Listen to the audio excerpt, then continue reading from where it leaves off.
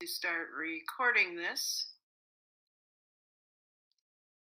Good morning, everyone. I'm going to start just by talking about what is happening this week so you kind of have an idea.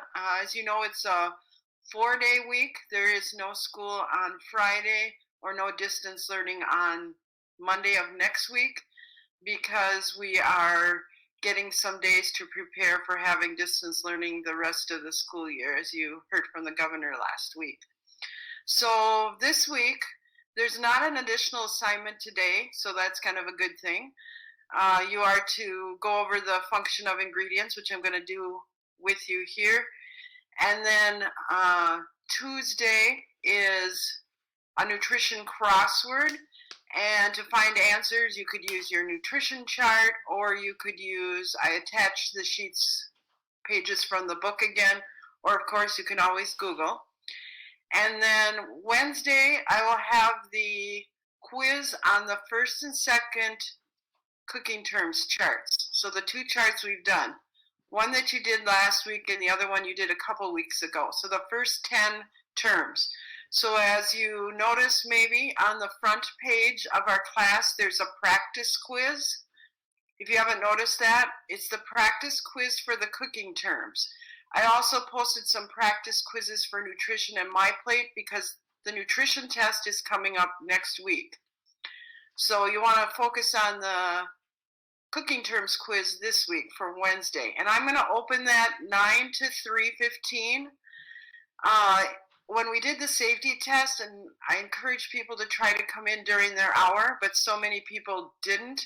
So I'm going to leave it open. And then if you miss it on Wednesday, then I will open it Thursday in a window of 9 to noon, and then I'll do an evening time too for those who can't make it during the day.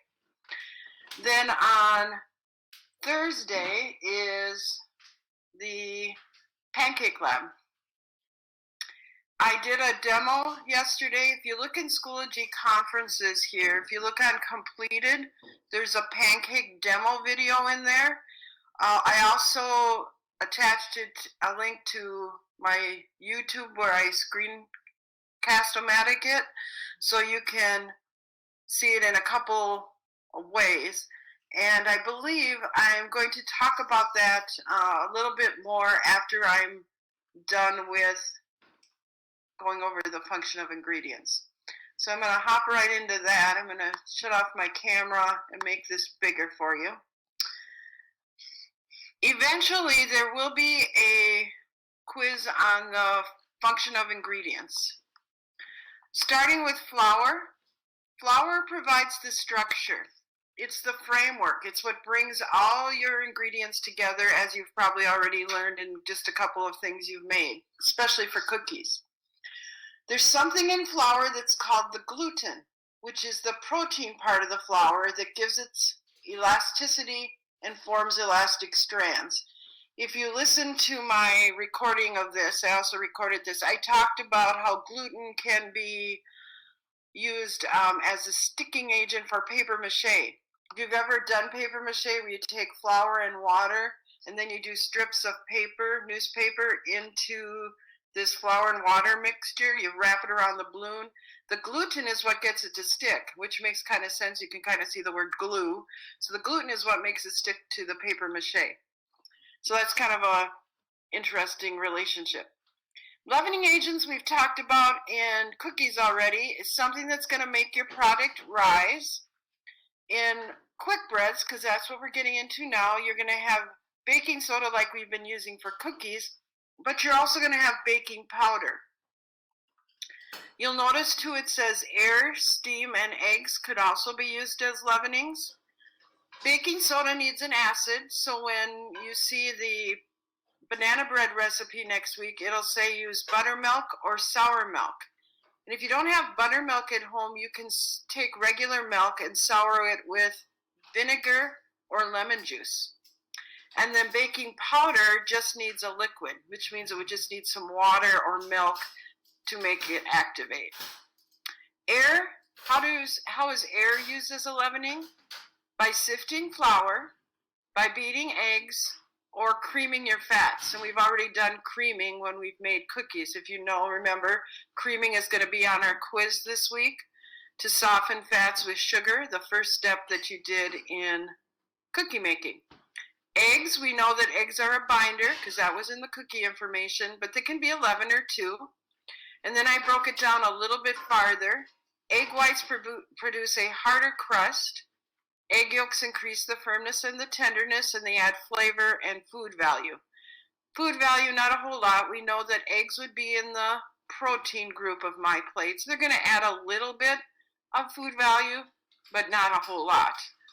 Sugar, same as we had in cookies, flavor and browning. Fats, which could be your shortening, butter, oils.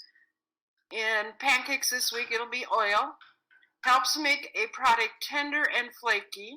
Also helps produce velvety crumbs and keeps the product moist. The last step in pancake making is oil. And if you forget to add the oil, then you're going to have kind of crackly pancakes instead of the nice soft pancakes that we like to eat. Liquids, they're added to your batter to start the gluten. And remember, gluten was the protein part of the flour. And to start the leavening action, as we need it for baking powder. And then again, milk and water will have some nutritive value. There are 3 types of quick bread batters and doughs.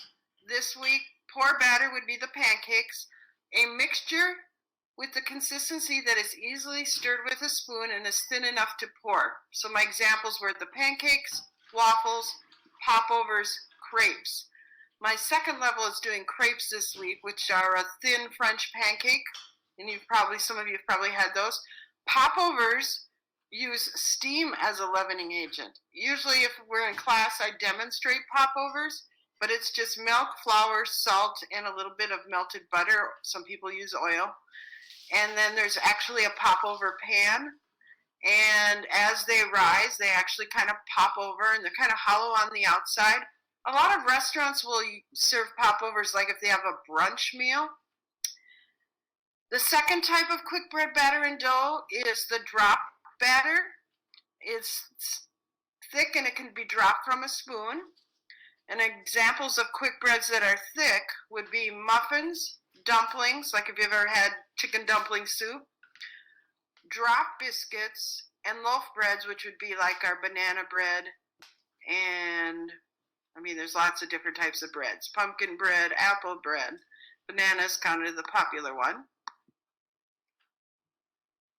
And then the third is the soft rolled dough that can be rolled and molded on a floured surface. And we won't do this one in the first level. We do a rolled biscuit. We do Southern biscuits. My group made those last week in the second level. And then donuts. It's a little dangerous to do donuts in the first level because it's a deep fried pastry, and that's kind of dangerous if you haven't done a lot of baking or working with oils. It can be dangerous. So then I attached the Pancake Lab. The Pancake Lab is a little bit different than anything we've done yet. And there's no way, obviously, when you're at home that I can see that if you actually do this, except if you answer the texture, flavor, and color on the sheet. Well, it won't be on the sheet, it'll be on your iPad. So yesterday I did these here at my house and I attached it. There's either go back into completed conferences and you can see me doing it, or I think I attached my YouTube channel. I put it there too. I think I attached the link to it. If you just hit the link, if you go to where it says Pancake Demo at the top of the page, click on that and the YouTube should open. So you do each step with 1 or 2 ingredients at a time. Instead of making the whole pancake batter like most of us do, make the batter and we start making pancakes. The reason I have you do it in steps is for you to learn the function of ingredients. So the first step would be to combine 1 cup of flour and 1 cup of milk. Stir that together and you'll see I said to use a wire whisk. You probably do that at home too so you don't get the lumps in your batter as you're going. Make 1 tiny pancake. A tiny pancake is the size of a dime, a nickel, not much bigger than that, because you don't want to waste your batter, because at the end when you have this all together, you have pancake batter, and then you can start making regular pancakes. But then you make that tiny pancake and you describe the texture, the flavor. Oh, and the color I see jumped. It actually will be underneath flavor on your iPad. Just when I copy and pasted, it jumped up there. So you can probably guess, for example, a cup of flour and a cup of milk. The color is going to be white. It will kind of turn a little brown just because of the spray or grease, whatever you use on your pan or griddle. And then the texture, it's kind of rubbery, and the flavor, there isn't a whole lot of flavor, which you could probably guess again thinking about flour and milk. So you write that down, and then you go and add 1 egg. And then you mix it again with the wire whisk, put a little drip down. Now what happened with the egg? It might have some flavor now. You write down what you got when you added the egg. Then you'll add 2 teaspoons of baking powder. Baking powder, now this little drip should puff because baking powder is our leavening agent. And make sure it's teaspoons. Teaspoons, not tablespoons. Tablespoon would be the big tea or the big tablespoon on your set, so it's teaspoons, so 2 teaspoons. Make your drip. Then it's 1 tablespoon of sugar and a half a teaspoon of salt. I see that jumped weird too when I copy and pasted. So it's 1 tablespoon of sugar and a half a teaspoon of salt. And then you do your drip again, texture, flavor, color. And then you add your 2 tablespoons of oil at the end, and you'll have pancakes. Now, let's talk a little bit about pancakes. I'm going to come back here and put my face back up.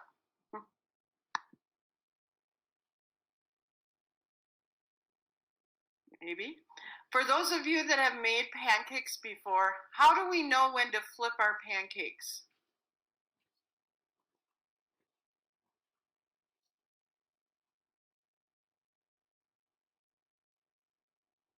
Great. When they start to form bubbles, when you see bubbles, perfect.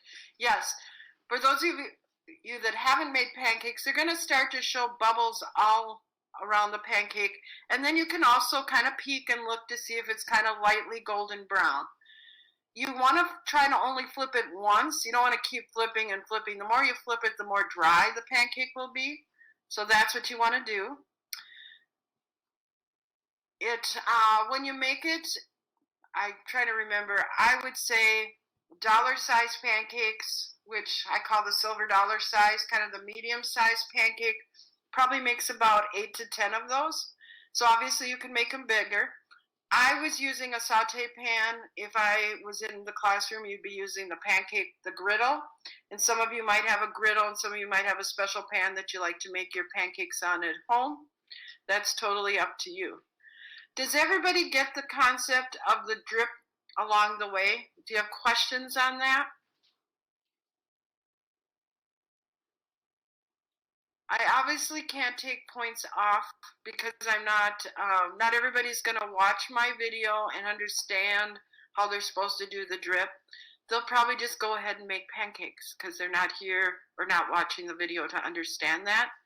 And I can't really take off points for that. The preferred way is this way, so I can see that you're understanding how the ingredients go together.